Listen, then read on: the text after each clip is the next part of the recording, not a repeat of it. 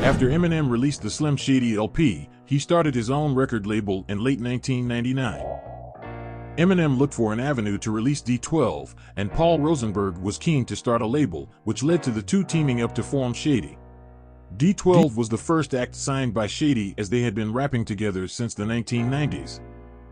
And the members had made a promise that whoever became successful would come back and sign the others.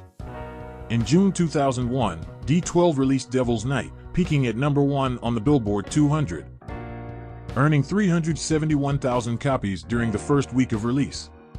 Obie Trice was introduced to Eminem through D12's Bazaar. Eminem signed him in June 2001 as the second Shady act.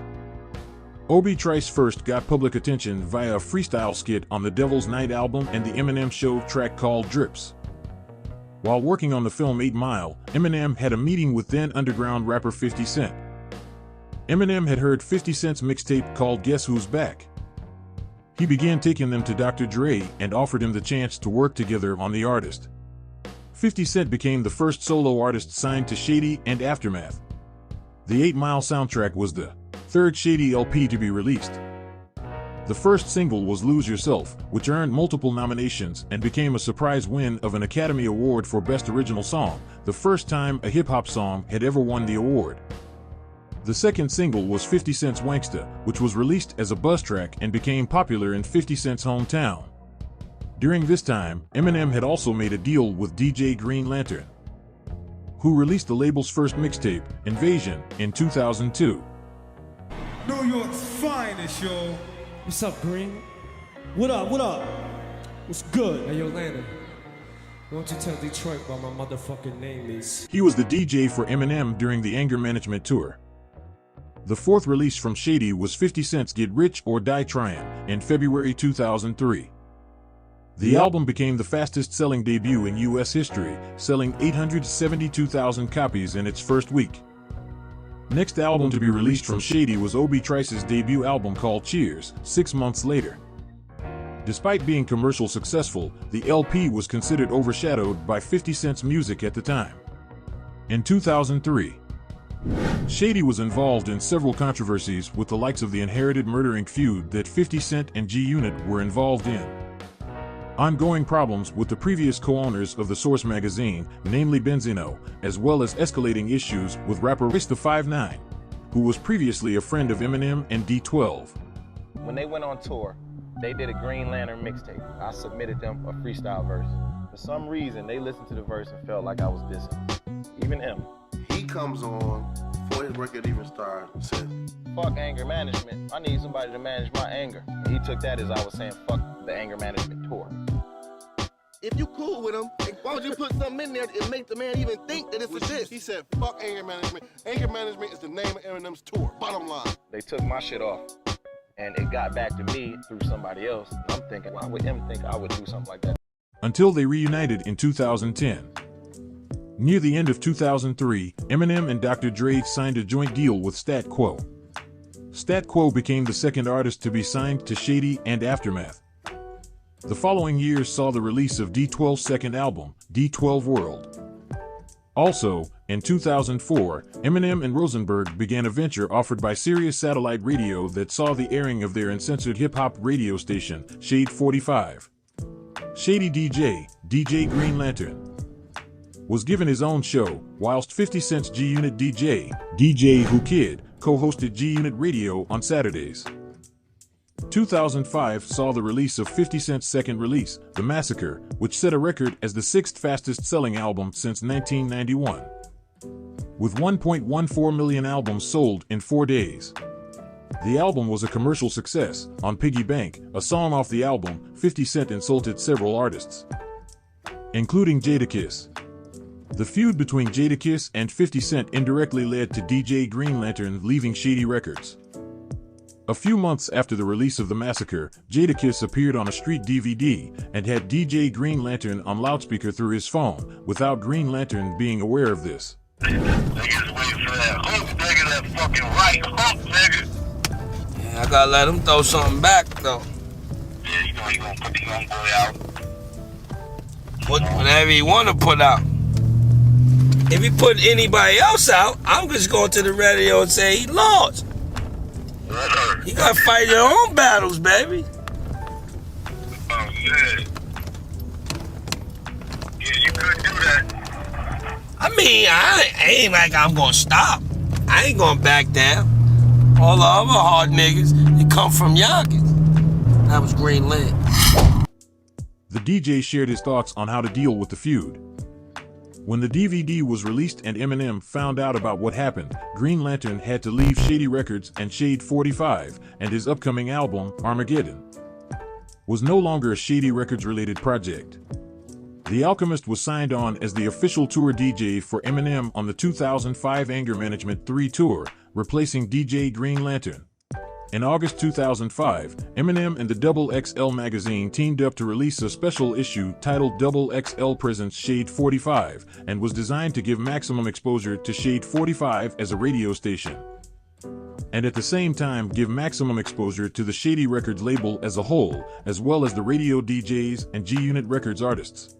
2005 also saw the signing of Bobby Creekwater to the label, making him the 5th artist and the 2nd Atlanta-based rapper. In early 2006, Chicago-born Orange County, California-based rapper named Kashis joined Shady Records after he managed to get his demo heard by Eminem. Later in 2006, Obie Trice released his second album, Second Rounds on Me. However, the album did not fare as well commercially as his debut, seemingly because of the state of the hip-hop industry. The album saw a change in Obie Trice's style, whose first album was considered to be a little lighthearted. Second Rounds on Me was considered to be a more serious, dark album, mainly showing the grittiness of Obie Trice's life and surroundings. In early 2006, there had been talk of Eminem having the label's roster on a mixtape with new material to be presented by DJ Who Kid and The Alchemist. This talk went on for several months. In the end, it was announced that Eminem was so impressed with the mixtape material that he had decided to make it an official album, called Eminem Presents the Re-Up. The album had been long anticipated, until it was released in early December 2006. The release had spawned the single called You Don't Know, which featured 50 Cent, Lloyd Banks, and the latest signee Kashis. In May 2007, Kashis released the 8-track The County Hound EP in an attempt to have people fiend for his music or garner interest in it. The album was released as a limited edition EP. September saw the release of 50 Cent's third album with the label, Curtis, which was involved in a well-publicized competition with rapper Kanye West, who had his third album, Graduation, set for release on the same day. In June 2008, Obie Trice departed from the label. A misunderstanding was made where it was believed he was attacking the label and Eminem on a single titled The Giant, but they were quickly dismissed. In a statement, Paul Rosenberg stated, Shady Records has agreed to allow Obie Trice to pursue his craft in a different form free from the constraints of the current major label model. Eminem will continue to support and work with Obie on many levels of his career. He remains a close friend and member of the Shady family. In a 2012 interview, Obie opened up on the topic, admitting having issues with Interscope Records chairman Jimmy Iovine, which was Trice's fault, clarifying, I was kind of reckless, not on time. Certain things, and didn't want to further the project with me, so we tried to work it out, but it just didn't come to a head, so I had to do what I had to do. Before going on to note that his relationship with the label is great, and he continues to work with Eminem, notably on Bottoms Up, which was to be released originally on Shady Records. Stat Quo was also released from the label in 2008. Stat felt the root cause appeared to him to be a straining relationship with Eminem stemming from differences relating to the promotion of the album. Hip Hop DX detailed the events following this point in the situation leading to his release from the label, with Eminem's decision to remove himself from Stat's project, a subsequent and unexplained decision made by Dr. Dre to not appear in Stat's video for Here We Go, and the lack of support for the single by parent label, Interscope. Stat began seeking his release from the label. 2009 saw the departure of Bobby Creekwater, who had been working on his debut album called A Brilliant Mistake. Slaughterhouse guest featured Eminem's 7th album Recovery on the bonus track called Session 1. On January 12, 2011, Slaughterhouse and Yelawolf appeared on the cover of the Double XL magazine with Eminem. Then was confirmed that both acts were signed to Shady Records. On March 2, 2011, a track called 2.0 Boys, performed by Eminem, Slaughterhouse, and Yelawolf surfaced. lead showers is coming. Fuck is you saying? Fuck, it's fucking raining. Shit, it's lightning. Bitch, it's thunder. Cause I'm causing up a storm if you're wondering shit, you couldn't muster up enough thought to take a toe turn, a brain fart. Chump, if you want urine in your face, all you had to do was say that you wish you would've just stayed pissed off in the first place. We came to monopolize the game. Illuminati is here, yeah, human oddities. At odds with us, your squad's got it. Because we started out cold in the snowfall. We froze soon as we rolled up on these hoes. All we know is y'all low at the bar like Limbo. You know who you are, so quit fucking the dog before we start calling you bizarre. On April 25th, 2011, Eminem and Trice the 5'9" announced plans to team up for a joint EP, slated for release on June 14th. The project served as a long-awaited follow-up to their 1999 collaboration Nothin' to Do, and featured production from Mr. Porter, Havoc of Mobb Deep, and more. In October 2011, Yelawolf and Slaughterhouse, along with Eminem, freestyled over East Flatbush projects tried by 12 on a DJ Premier-hosted BET Cypher segment at the 2011 BET Hip Hop Awards. Becoming referred to as the Shady 2.0 BET Cypher, it was considered to be a fan-favorite segment of the Cypher sessions presented throughout the awards show, with talk spreading across many online social media outlets. The label showcased acts at the 2012 South by Southwest Festival on March 16, 2012, at the Austin Music Hall.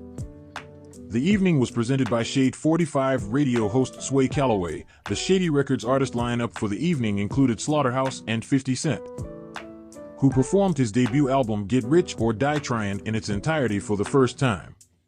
Yelawolf was also scheduled to perform, but couldn't due to a spleen injury earlier that month. On March 29, 2012, Yelawolf announced his second release under Shady, tentatively titled Love Story. On May 24, 2012, Eminem announced his 8th studio album, The Marshall Mathers LP2, which was then released on November 5, 2013. When speaking about all future Shady Records releases, President Paul Rosenberg said that Eminem's next album would be released post-Memorial Day 2013 and to expect new music from it soon. He also went on to discuss the other acts, saying 50 Cent's Street King Immortal would be released in the first half of 2013, with Yelawolf's second album, Love Story, currently being recorded. Rosenberg would also state that all 4 members of Slaughterhouse would release solo projects prior to them returning to the studio as a group to record their second album under Shady Records. The first album released would be Joe Budden's No Love Lost on February 5, 2013, under E1 Music. The second would be King Crooked's Apex Predator, released under Treacherous COB and Empire Distribution. However, Royce and Joel Ortiz of Slaughterhouse would confirm in May 2013 that they had put their solo projects on hold and had begun working on their third studio album. On February 20, 2014, 50 Cent announced he left Interscope Records, which included his deal with Shady Records and Aftermath Entertainment, in which he is now signed to Caroline Records. On August 25, 2014, a press release on Eminem's official website announced an upcoming compilation album by Shady Records, titled Shady XV.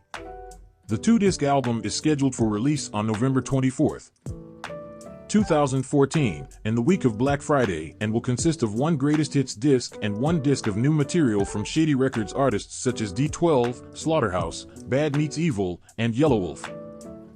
On the same day, August 25, 2014, the first single from the album, titled Guts Over Fear and featuring singer-songwriter Sia, was released.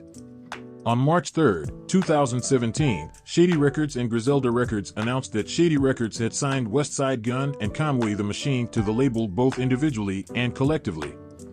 Following the 2017 BET Hip Hop Awards on October 11, 2017, Shady Records announced that they had signed Compton rapper Boogie.